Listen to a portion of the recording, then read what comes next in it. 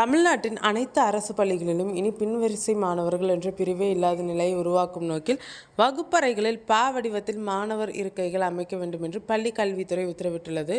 வகுப்பறையில் பின் அமர்ந்த மாணவர்களுக்கு பலகை தெளிவாக தெரியாததாலும் ஆசிரியரின் கவனத்துக்கு விலகி இருப்பதாலும் அவர்கள் குறைவான ஒழுக்கமும் குறைந்த மனோபக்குவத்தையும் காண்பதாக பல ஆய்வுகள் கூறுகின்றனர்.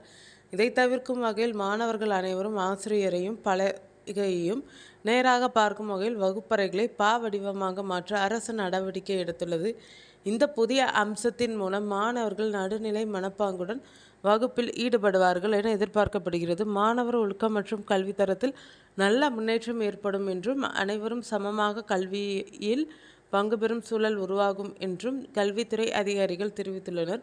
பள்ளிகளில் தற்போது நடைமுறையில் உள்ள நேரடி வரிசை அமர்வுகளை முறையாக மாற்றி விரைவில் அனைத்து பள்ளிகளிலும் பா வடிவ அமர்வுகள் பூர்ணமாக அமையும் என அரசு திட்டமிட்டுள்ளது.